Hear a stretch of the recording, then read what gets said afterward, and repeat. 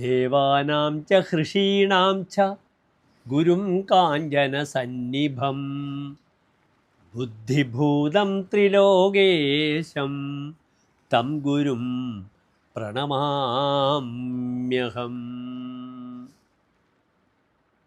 ദേവന്മാരുടെയും ഋഷികളുടെയും ഗുരുവും ബുദ്ധിക്ക് പാത്രമായവനും മൂന്ന് ലോകങ്ങളുടെയും ഈശ്വരനും സ്വർണവർണ്ണത്തോടു കൂടിയവനുമായ ആ ഗുരുവിനെ, ദേവന്മാരുടെ ഗുരുവിനെ ഞാൻ നമസ്കരിക്കുന്നു. നവഗ്രഹ സ്തോത്രത്തിൽ വ്യാഴത്തിൻ്റെ അതിവിശിഷ്ടമായ ശ്ലോകമാകുന്നു ഇത്. വ്യാഴൻ ദേവാചാര്യനാകുന്നു. ജീവഹ എന്നൊരു പര്യായമുണ്ട് വ്യാഴത്തിൽ. ജീവയതി ഇതി ജീവഹ, ജീവിപ്പിക്കുന്നവനാവുന്നു. ഒരു കുട്ടിയെ അച്ഛനും അമ്മയും കാട്ടിൽ ഉപേക്ഷിച്ചാലും ആ ജനന സമയത്ത് ദൃഷ്ടേ അമരരാജമന്ത്രിണ, ദേവന്മാരുടെ ഗുരുവായ വ്യാഴത്തിൻ്റെ ദൃഷ്ടിയുണ്ടെങ്കിൽ അയാൾ ദീർഘായുസ്സായും സുഖത്തോടു കൂടിയും ജീവിക്കും, ജനിച്ചു വരും എന്ന് പറയുന്നു. അതാണ് ജീവയതി ഇത് ജീവഹ, ജീവിപ്പിക്കുന്നവനാണ്. ഈ വ്യാഴമാണ് ലോകത്തിൻ്റെ സമ്പത്തിനെ നിയന്ത്രിക്കുന്നത്. വ്യാഴം എപ്പോൾ മകരത്തിൽ വരുന്നു ആ സമയത്തൊക്കെ ലോകത്തിൽ ധനപരമായ അപജയങ്ങൾ നടന്നിട്ടുണ്ട്. വ്യാഴം ബുദ്ധിയുടെ കാരകനാണ്. വ്യാഴം സന്താനങ്ങളുടെ കാരകനാണ്. ധീജിത് പുത്ര അംഗസൗഖ്യം, ധീ ബുദ്ധി, ചിത് മനസ്സ്, പുത്രൻ സന്താനങ്ങൾ, അംഗസൗഖ്യം ശാരീരികമായ അംഗത്തിൻ്റെ സുഖവും നിയന്ത്രിക്കുന്നു വ്യാഴം. വെൽത്ത് മാനേജ്മെൻറ്റ് പ്ലാനറ്റ് ആകുന്നു വ്യാഴം. ഒരു ജാതകത്തിൽ വ്യാഴം ബലവാനാണെങ്കിൽ അദ്ദേഹം വലിയ ഉപദേശിയാകുന്നു, കൺസൾട്ടൻ്റ് ആകുന്നു, അധ്യാപകനാകുന്നു, അദ്ദേഹം ചാറ്റേഡ് അക്കൗണ്ട് ആകുന്നു, അയാൾ ISROയിൽ സയൻറ്റിസ്റ്റ് ആകുന്നു. ഇങ്ങനെ ധാരാളം നല്ല കർമ്മങ്ങൾ വ്യാഴം വരുത്തി തീർക്കാറുണ്ട്. ആ വ്യാഴൻ ദുർബലമാണെങ്കിൽ, അനിഷ്ടഭാവത്തിൽ നിൽക്കുകയാണെങ്കിലോ വളരെയധികം പ്രതിസന്ധികളും ഉണ്ടാക്കും വ്യാഴത്തിന്. ഉന്മാദം, ഭ്രാന്ത് പോലും പറയണം വ്യാഴത്തിന്. അപ്രകാരം ശുഭങ്ങളും അശുഭങ്ങളും ഏത് ഗ്രഹങ്ങളും ചെയ്യും. ആത്മപ്രഭാവകാരകനെ ആദിത്യൻ പവർഫുള്ളാണെങ്കിൽ ഒരു വ്യക്തിയുടെ പ്രഭാവം അങ്ങേയറ്റം വളരും. സൂര്യൻ ആദിത്യൻ നീചസ്സനാണെങ്കിലോ അയാൾ അങ്ങേയറ്റം ബുദ്ധിമുട്ടുകളിലും പ്രതിസന്ധികളും ക്രൂര സ്വഭാവത്തോടു കൂടിയും വർത്തിക്കുകയും ചെയ്യും. അപ്രകാരം ഗ്രഹങ്ങൾക്ക് ഉച്ചസ്ഥിതിയും നീചസ്ഥിതിയുമൊക്കെയുണ്ട്. കർക്കിടകത്തിലാകുന്നു വ്യാഴത്തിൻ്റെ ഉച്ചക്ഷേത്രം. ഇന്ദ്രിയാംശ കർക്കിടകം 5 വ്യാഴത്തിൻ്റെ അത്യുച്ഛമാണ്. അപ്രകാരം വ്യാഴത്തിൻ്റെ അതിനീചം മകരം രാശിയിൽ, മകരം 5 ആകുന്നു. വ്യാഴത്തിൻ്റെ സ്വന്തം ക്ഷേത്രങ്ങൾ എൻ്റെ പ്രിയപ്പെട്ട പ്രേക്ഷകർക്കറിയാം. ധനുവും മീനവും. ധനുവിൽ വ്യാഴത്തിന് 45 ഡിഗ്രി ബലം, മൂലക്ഷേത്ര ബലമുണ്ട്. ഇവിടെ വ്യാഴം ചാരവശാൽ അതിചാരത്തിലായിരുന്നു കർക്കിടകൻ രാശി തൻ്റെ ഉച്ചക്ഷേത്രത്തിൽ. അവിടെ നിന്നും വ്യാഴം ഇതാ ഡിസംബർ മാസം 5-ാം തീയതി വ്യാഴം തൻ്റെ ശത്രുക്ഷേത്രമായ മിഥുനത്തിലേക്ക് വന്നിരിക്കുന്നു.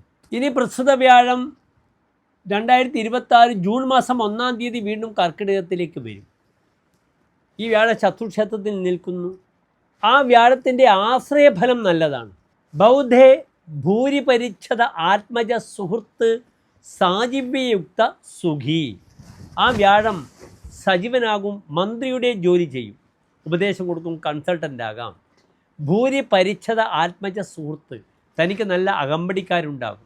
പരിച്ഛത എന്നാൽ അകമ്പടിക്കാരാണ്, നല്ല ഭൃത്യന്മാരുണ്ടാകും. ഭൂരി വർദ്ധിച്ച അകമ്പടിക്കാരും.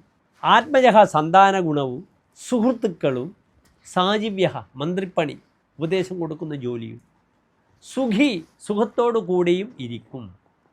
ഇവിടെ നാം ചിന്തിക്കേണ്ടത് ഏതെല്ലാം രാശിക്കാർക്ക് വ്യാഴം സുഖങ്ങൾ തരും, ദുഃഖങ്ങൾ തരും എന്ന വിഷയമാണ്. ഞാൻ ഒരു ഉദാഹരണം പറയാം നിങ്ങൾ മനസ്സിലാക്കാൻ വേണ്ടി. ഞാൻ വൃശ്ചികൻ രാശിക്കാരനാണ്. കഴിഞ്ഞ 3 ആഴ്ചക്കാലം ബോംബെയിലായിരുന്നു.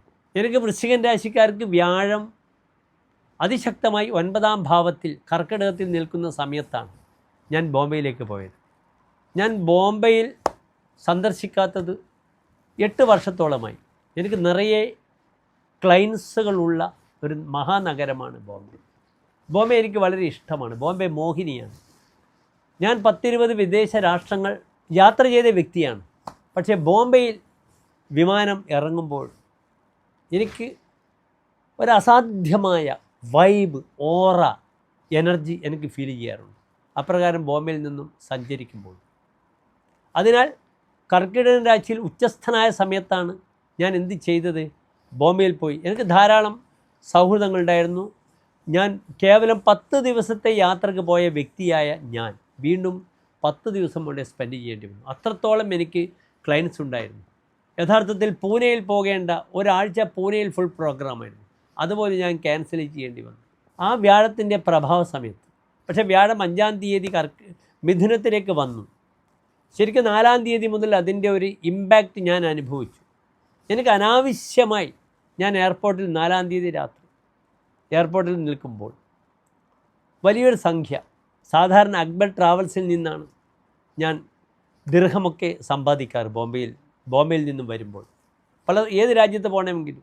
ഇപ്പം ലണ്ടനിൽ പോയ സമയത്ത് ഞാൻ കൊച്ചി അക്ബർ ട്രാവൽസിൽ നിന്നായിരുന്നു സ്റ്റെർലിംഗ് പൗണ്ട് വാങ്ങിയത്. ഇപ്രകാരം ഓരോ രാജ്യത്ത് പോകുമ്പോഴും നാം സമ്പാദിക്കും. വലിയൊരു പ്രയാസമില്ലാതെ നമുക്ക് കാശ് കിട്ടും. പക്ഷേ ഞാൻ എയർപോർട്ടിൽ നിന്നും ധനം എനിക്കിവിടെ ആവശ്യമുണ്ടായിരുന്നു. വാങ്ങിയ സമയത്ത് ഞാൻ കേട്ടത് തുക മറ്റൊന്നായിരുന്നു. പക്ഷെ ഞാൻ അനുവദിച്ചു. കാശ് വാങ്ങുമ്പോഴേക്ക് എനിക്ക് ഭീമമായ നഷ്ടം വന്നു. ആ സംഖ്യക്ക് 12,000 രൂപ എനിക്ക് നഷ്ടപ്പെട്ടു. നമ്മൾ വളരെ കഷ്ടപ്പെട്ട് നേടുന്ന കാശാണ്. ഞാൻ പറയുന്നത് അതാണ് വ്യാഴം. എനിക്ക് എല്ലാ സൗഭാഗ്യങ്ങളും തന്ന വ്യാഴം ഇന്ന് വൃശ്ചികൻ രാശിയിൽ എനിക്ക് 8-ാം ഭാവത്തിൽ നിൽക്കുന്നു. എനിക്ക് വലിയ ധനനഷ്ടമുണ്ടായി. പിന്നെ ഞാനത് ചിന്തിക്കാറില്ല. പോകാനൊരു കാരണമുണ്ടെങ്കിൽ പോകട്ടെ. തിരിച്ച് ഞാൻ ഷാർജയിൽ എൻ്റെ ബാഗുണ്ടായിരുന്നു. ആ ബാഗ് ഒരു പാകിസ്ഥാനിയുടെ കാറിൽ വെച്ച് ഞാൻ പോകേണ്ട സ്ഥലം പറഞ്ഞു. അദ്ദേഹത്തിന് സ്ഥിരം അറിയുന്ന ആളാണ്. ഒരാവശ്യവുമില്ലാതെ എനിക്കൊരു 7 ദിർഹത്തിന് എത്തുന്ന സ്ഥലമാണ്. അദ്ദേഹം അനാവശ്യമായി യു ടേൺ എടുത്ത് തിരിഞ്ഞ് വന്ന് അദ്ദേഹം അത് 12 ദിർഹമാക്കി. പ്ലസ് ഇവരുടെ സർവീസ് ചാർജ് 3.5 ദിർഹവും. അങ്ങനെ 15 ദിർഹം ഞാൻ അദ്ദേഹത്തിന് കൊടുക്കേണ്ടി വന്നു. ഇതാണ് വ്യാഴം. നിങ്ങൾ അറിയുക, മേടൻ രാശിക്കാർക്ക് വ്യാഴം ബുദ്ധിമുട്ടുകളുണ്ടാക്കും. മിഥുനൻ രാശിക്കാർക്ക് ജന്മവ്യാഴമാണ്, ബുദ്ധിമുട്ടുണ്ടാക്കും. കർക്കിടകൻ രാശിക്കാർക്ക് 12-ൽ വ്യാഴമാണ്, ബുദ്ധിമുട്ടുണ്ടാക്കും. വൃശ്ചികം ഉൾപ്പെടുന്ന എൻ്റെ രാശിക്കാർക്ക് അങ്ങേയറ്റം ബുദ്ധിമുട്ടുകൾ ഉണ്ടാകും. മകരൻ രാശിക്കാർക്ക് വളരെയധികം ക്ലേശങ്ങൾ ഉണ്ടാക്കാം. മീനൻ രാശിക്കാർക്ക് മിശ്രഫലം, പലപ്പോഴും സമാധാനം കുറയും. കന്നി രാശിക്കാർക്ക് 10-ൽ വ്യാഴം, മിശ്രഫലമായിരിക്കും ഫലം. അതൊന്ന് മനസ്സിലാക്കുക. ഇവിടെ ഇടവൻ രാശിക്കാർക്കും ചിങ്ങൻ രാശിക്കാർക്കും തുലാം രാശിക്കാർക്കും ധനുരാശിക്കാർക്കും കുംഭൻ രാശിക്കാർക്കും ഈ വ്യാഴം സത്ഫലങ്ങളെ പ്രദാനം ചെയ്യുന്നതുമായിരിക്കും. നമുക്ക് വിശദമായി മേടം മുതൽ മീനം വരെയുള്ള 12 രാശിക്കാരുടെ ശുഭാശുഭ ഫലങ്ങളെ ചർച്ച ചെയ്യാം.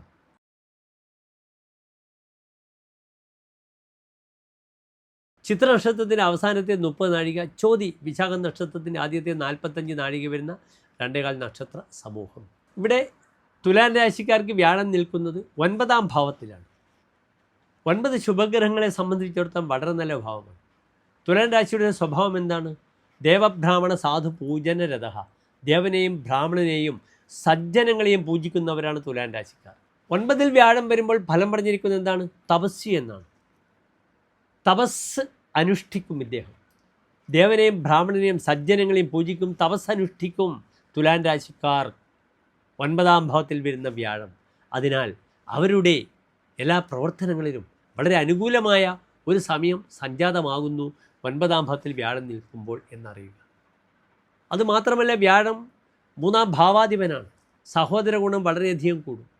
പിതാവിനെ ശ്രദ്ധിക്കുന്നൊരവസ്ഥയുണ്ടാകും. പക്ഷേ പലപ്പോഴും ബന്ധുക്കൾക്ക് ഉപകാരം ചെയ്ത് അവസാനം ബന്ധുക്കൾ ശത്രുക്കളാകുന്നൊരു രാശിയാണ് തുലാം രാശി. ബന്ധുനാമ ഉപകാരകൃത് വിരുഷത തെക്ത തേഹി സപ്തമേ. ഉപകാരം ചെയ്ത് ഉപദ്രവം വാങ്ങും. പിന്നീട് വ്യാഴം ശത്രുപതിയാണ്. അതുകൊണ്ടാണ് ഞാൻ സൂചിപ്പിച്ചത്. വ്യാഴം രോഗാധിപനാണ്. അതുകൊണ്ടാണ് ഞാൻ സൂചിപ്പിച്ചത് ശാരീരികമായി ഇയർ നോസ് ത്രോട്ടുമായി ബന്ധപ്പെടുന്ന രോഗികൾ വളരെ ശ്രദ്ധിക്കണം. ചെവിക്ക് സർജറി വരുന്ന സമയമാണ്. രോഗാധിപൻ 9-ാം ഭാവത്തിൽ വരുമ്പോൾ ചെവിക്ക് ബുദ്ധിമുട്ടുണ്ടാകും. നവമായ തൃതീയ ദ്യൂതാഹ 3, 11, 9, 5 ഭാവങ്ങളിൽ പാപഗ്രഹങ്ങൾ നിൽക്കുമ്പോഴും വ്യാഴം നിൽക്കുമ്പോഴും പലപ്പോഴും ശ്രോത്ര സംബന്ധമായ ബുദ്ധിമുട്ട് വരും. അതിനാൽ കപജന്യമായ ബുദ്ധിമുട്ടുകളൊക്കെ ശ്രദ്ധിക്കുക. ചതുർഭൂമികം തദ്ഗൃഹം തസ്യ ഭൂമിപതിർ വല്ലഭോ വല്ലഭ ഭൂമിദേവ. തൻ്റെ ചുറ്റുമുള്ള ഭൂമി നമുക്ക് കിട്ടുമെന്നാണ് പറയുന്നത്. തൻ്റെ കർമ്മമേഖല വിപുലപ്പെടുത്തും 9-ലെ വ്യാഴം. പുതിയ ദൗത്യങ്ങൾ, പുതിയ ഉത്തരവാദിത്തങ്ങൾ ഏറ്റെടുത്ത് സാമ്പത്തികമായി വളരെയധികം നന്മകൾ പ്രദാനം ചെയ്യും 9-ാം ഭാവത്തിൽ നിൽക്കുന്ന ഈ വ്യാഴം എന്നെൻ്റെ പ്രിയപ്പെട്ട പ്രേക്ഷകർ അറിയുക. രാജാക്കന്മാരും ബ്രാഹ്മണരും തൻ്റെ സ്വന്തം ആളുകളാവും. അതിനാൽ പലപ്പോഴും തീർത്ഥാടനത്തിലൂടെ കിട്ടുന്ന മാനസിക സ്വസ്ഥതകൾ, വളരെയധികം അനുകൂലമായ അപ്രീസിയേഷൻ ബ്രാഹ്മണ ജനങ്ങളിൽ നിന്നും അല്ലെങ്കിൽ ക്ഷേത്ര ഭാരവാഹികളിൽ നിന്നും ലഭിക്കുക. അപ്രകാരം തന്നെ തൻ്റെ കർമ്മമേഖലയിൽ തൻ്റെ കർമ്മസ്വാമിയുടെ യജമാനൻ്റെ അപ്രീസിയേഷൻ ലഭിക്കുക തുടങ്ങിയ വലിയ കാര്യങ്ങളും ലഭിക്കുന്നതാണ് 9-ാം ഭാവത്തിൽ നിൽക്കുന്ന വ്യാഴം. ശത്രുക്ഷേത്രത്തിലാണ് എങ്കിലും ഈ വ്യാഴം നന്മകൾ ചെയ്യും. ഗുരോ ധർമ്മകേ ബാന്ധവാസ്യുതിർ വിനീത. നല്ല ബന്ധുക്കൾ, വിനീതരായ ബന്ധുക്കളെ തനിക്ക് ലഭിക്കും. സദാലസ്യത അധർമ്മ വൈഗുണ്യകാരി. അധർമ്മത്തിലുള്ള ഇല്ലായ്മ നീക്കി മുന്നോട്ട് നയിക്കാൻ സഹായിക്കും. ആലസ്യം വരാതെ ശ്രദ്ധിക്കണം. സദാലസ്യത എന്നൊരു വാക്കുമുണ്ട്. അതിനാൽ എപ്പോഴും കർമ്മനിരതനായാൽ പ്രയാസങ്ങളിൽ നിന്ന് വളരെയധികം മാറ്റങ്ങൾ വരാം. ആർക്ക്? തുലാൻ രാശിക്കാർക്ക് നല്ല സമയമാണ്. ഉത്സാഹിക്കുക, മുന്നോട്ട് നീങ്ങുക. നന്ദി, നമസ്തേ.